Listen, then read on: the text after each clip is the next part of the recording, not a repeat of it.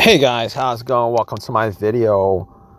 All right, so we are going to do a quick diagnosis and fix with this issue. Basically, this issue is a little bit different than a crank no start issue in that your car will crank up and it will run and then it'll stall out or it'll die out immediately. It'll shut off immediately. It won't stay on. It'll idle. The idle might fluctuate before it stalls out. It might have a misfire. All those things, but basically, it's gonna be essentially a crank, a start, and then dies out. All right, and it just turns itself off, and you'll try it again. It'll do the same thing over and over and over again. Okay, you guys have this issue. All right, what you guys want to look for with this issue, and this is not particular to any specific car, any specific manufacturer of cars.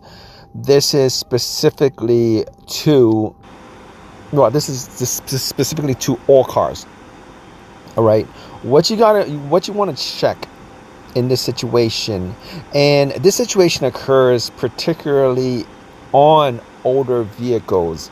All right, I'm going to tell you why it occurs on older vehicles, because a lot of times what happens is, now basically there's a lot of things that could cause the situation.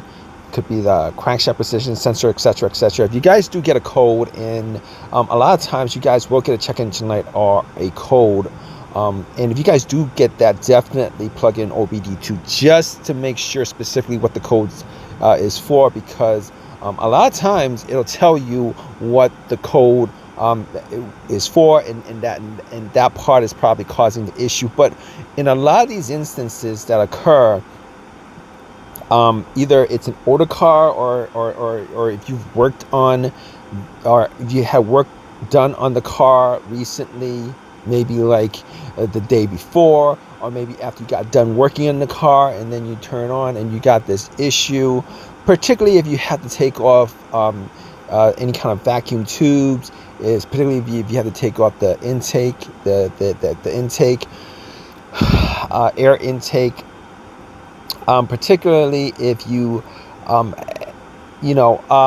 had to, if you accidentally had broken one of these vacuum tubes, okay? Because here's the thing, a lot of these situations essentially has to do with the mass airflow sensor.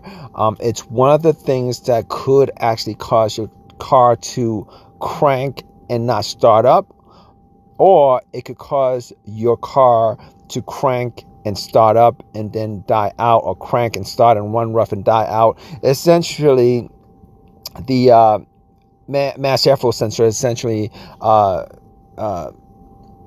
gives information to your car's computer to make sure that the air-fuel ratio is exactly what is needed for the combustion of your engine, and if that's off in any way, that could cause that problem. So you definitely either A, want to make sure that the mass airflow sensor is the issue, or B, you want to just look around the engine bay just to make sure that there are no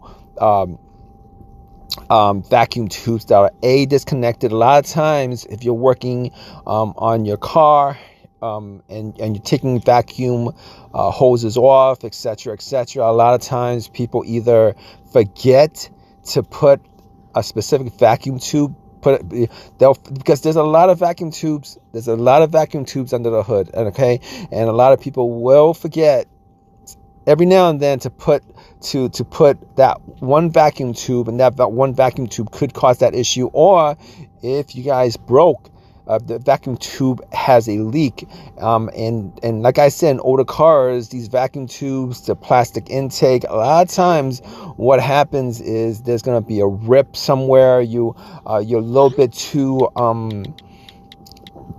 I wouldn't say rough. Sometimes you wouldn't even have to be rough. Sometimes they're just very, you know, it's just very, they're not easily, you're not able to take it apart because it's brittle, it's dry, etc., etc. And you tug on it a little bit, push on it a little bit, pull on it a little bit.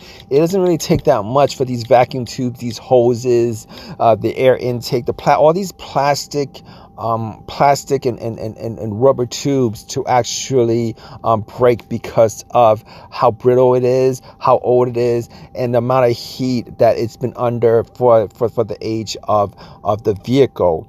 Or it could be a mass airflow sensor that's broken. That could be the case. But in any in instances like this, what you guys want to do is you guys want to just look around that whole engine compartment, make sure that the vacuum tubes are all connected, make sure that there are no leaks in the vacuum tube, and if that's the case, you want to make sure that the mass airflow sensor is working the way it's supposed to work. And a lot of times, if you guys have an OBD2 scanner, a lot of times this particular issue will cause a check engine light. And if you guys have an OBD2 scanner, you'll definitely be able to figure out real quick what causes that issue, particularly if you didn't have this light or the code for this check engine light before. But hope this has helped you guys out. If you guys have any questions, definitely leave a question in the comment section. Please subscribe, please give me a thumbs up. And if you guys have any of your own personal experiences with this, definitely leave a comment in the comment section. It might help somebody else out. All right, guys, take care.